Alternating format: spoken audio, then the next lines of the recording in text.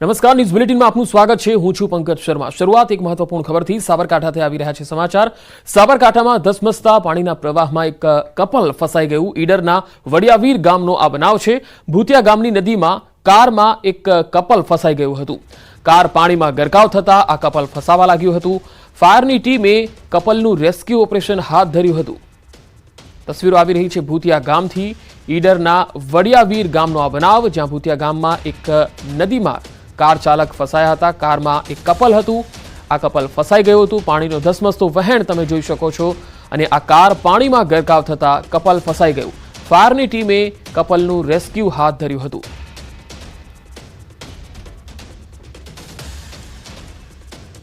ભૂતિયા ગામમાં નદીમાં જે પાણીનો ધસમસતો પ્રવાહ છે એ તમે જોઈ શકો છો। કાર પાણીમાં ગરકાવ થતા તેમાં સવાર કપલ ફસાઈ ગયું હતું। તસવીરોમાં જોઈ શકાય છે આ જે કપલ છે એ મદદની ગુહાર લગાવી રહ્યું હતું। સાબરકાંઠાથી સંવાદદાતા ઈશાન પરમાર જોડાયા છે। ઈશાન, આ જે કપલ ફસાયું હતું, શું તેઓને બચાવી શકાયા છે? પંકજ, ચોક્કસ કે ઈડરના ભેસ્તા નદીમાં જે ગાંડીજૂર બન્યું હતું, જેના કારણે અત્યારે આજુબાજુવાળા ગામના જે પાણીનો પ્રવાહ વધ્યો છે, જેના કારણે હાલ જે કારમાં ફસાયેલી જે કપલ ફસાયેલી કારણે હાલ તો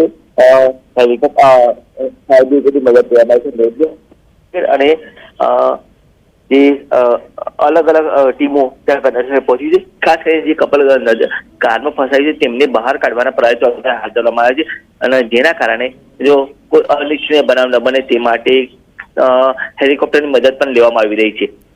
નોંધનીય છે કે જે આ કપલ ફસાય છે તેના માટે સ્થાનિકો અને સ્થાનિક તરવૈયા અને અલગ અલગ લોકોની પણ મદદ લેવામાં આવી રહી છે। પંકજ જી ઈશાન, આ જે ગામમાં પાણીનું વહેણ જોવા મળી રહ્યું છે ભૂતિયા ગામમાં, શું આ પહેલી વખત આવું વહેણ અહીંયા આવ્યું છે કે પહેલા પણ આવું વહેણ જોવા મળી શક્યું છે?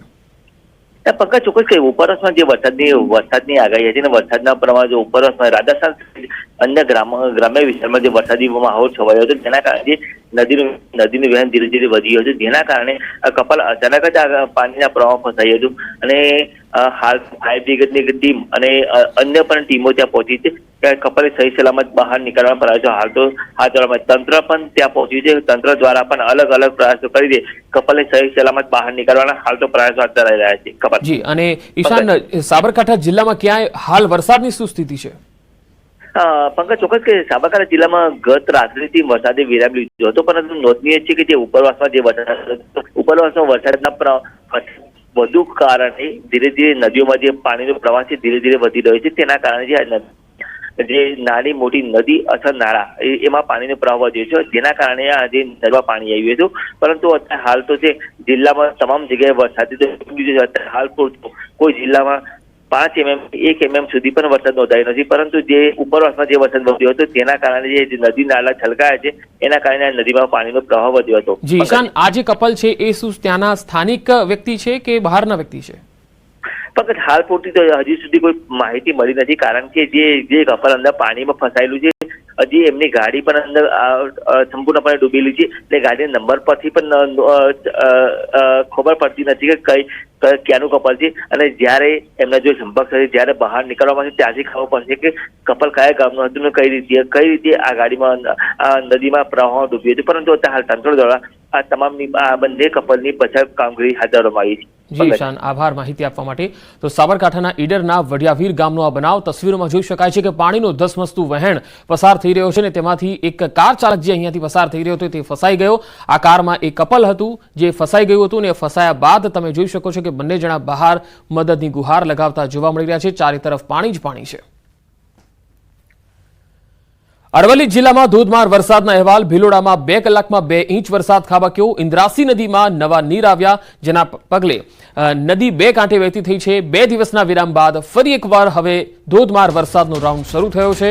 અરવલ્લીના ઇન્દ્રાસી નદીનો આ દ્રશ્ય છે, જેમાં જોઈ શકાય છે કે 2 દિવસના વિરામ બાદ જ્યારે ધોધમાર વરસાદ શરૂ થયો ત્યારે નદી હવે 2 કાંઠે વહેતી થઈ છે। ઇન્દ્રાસી નદીની આ તસવીર છે। ફરી એક વખત અરવલ્લી જિલ્લામાં વરસાદી માહોલ જામ્યો છે। અરવલ્લીના ભિલોડા અને મોડાસા સહિતના કેટલાક વિસ્તારોમાં અને યાત્રાધામ શામળાજીમાં પણ આજે વહેલી સવારે ધોધમાર વરસાદ પડ્યો। ઇન્દ્રાસી નદી છે એ 2 કાંઠે વહેતી થઈ, તેમાં પાણીના ધસમસતા પ્રવાહ વહેતા જોઈ શકાય છે। વધુ માહિતી સાથે સંવાદદાતા અરવલ્લીથી હાર્દિક પટેલ જોડાયા છે.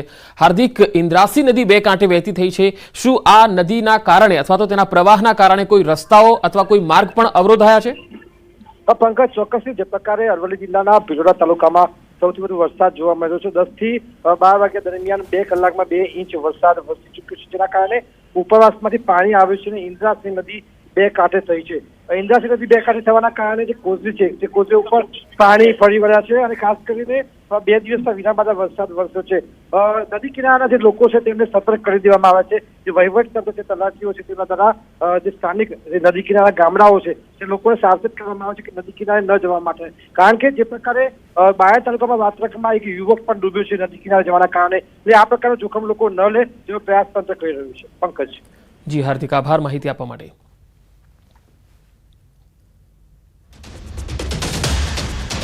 તો અરવલ્લી જિલ્લામાં વરસાદી માહોલ છે. મોડાસા શહેરમાં પણ ધીમી ધારે વરસાદનું આગમન થયું. 3 દિવસના વિરામ બાદ હવે ફરી એક વખત વરસાદી રાઉન્ડ શરૂ થયો. ડીપ વિસ્તાર, 4 રસ્તા વિસ્તાર, કોલેજ રોડ પર વરસાદી માહોલ જોવા મળ્યો. તો ભિલોડામાં 10 થી 12 વાગ્યા સુધીમાં જ 2.5 ઇંચ જેટલો વરસાદ ખાબક્યો હતો, જેના પગલે વાતાવરણમાં ઠંડક ફેલાઈ ગઈ હતી. લોકોને બફારાથી પણ રાહત મળી ગઈ છે. ખેડૂત વર્ગમાં પણ ખુશીનો માહોલ દેખાઈ રહ્યો છે.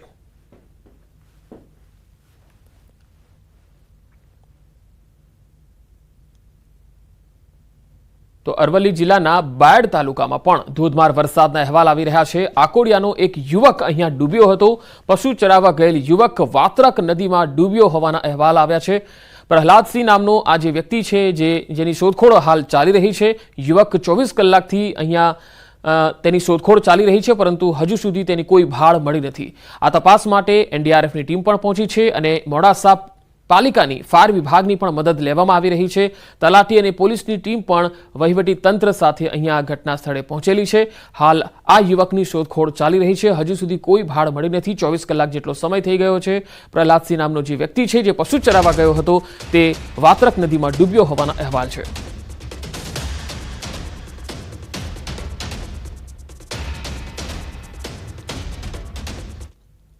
અમદાવાદમાંથી વધુ એક કિરણ પટેલ પકડાયો. પીએમઓની ઓળખ આપીને લોકો સાથે છેતરપિંડી કરતો ક્રાઇમ બ્રાન્ચે આરોપી ભરત છાબરાને દબોચી લીધો છે. મૂળ હરિયાણાનો રહેવાસી અને ગુજરાતમાં 4 ગુના છે તેની સામે નોંધાયેલા. મોટેભાગે ગુજરાત, પંજાબ, બેંગલુરુમાં રહીને તે છેતરપિંડી આચરતો હતો. મોટા કોન્ટ્રાક્ટ આપવાના બહાને તે છેતરપિંડી આચરતો હતો. વધુ માહિતી સાથે સંવાદદાતા નવીન ઝા જોડાયા છે. નવીન, આજે ભરત છાબરા જે કિરણ પટેલ જેવો જ છેતરપિંડી આચરતો હતો, કયા પ્રકારના તેના કારનામા રહ્યા છે અત્યાર સુધીમાં? પંકજ, મોટો ખેલાડી છે આ ભરત છાબરા અને તે પોતાને જાતને પીએમઓના અધિકારી અથવા કોઈ પણ મોટી જે ઓફિસો સરકારી છે ત્યાંના અધિકારીની ઓળખ આપી અને લોકોને પોતાની વાતમાં લઈ અને તેમને સરકારી કોન્ટ્રાક્ટ અને અન્ય ફાયદા પહોંચાડવાની વાત કરીને છેતરપિંડી કરતો હતો. મૂળ હરિયાણા કરનાલનો રહેવાસી છે, ત્યાંથી તેની ધરપકડ કરવામાં આવી છે, પરંતુ મોટા ભાગે તે ગુજરાતમાં રહેતો હતો. સાથોસાથ તે પંજાબ, બેંગ્લોર અને તમામ જગ્યાએ રહીને અને અલગ અલગ જિલ્લાઓ અને અલગ અલગ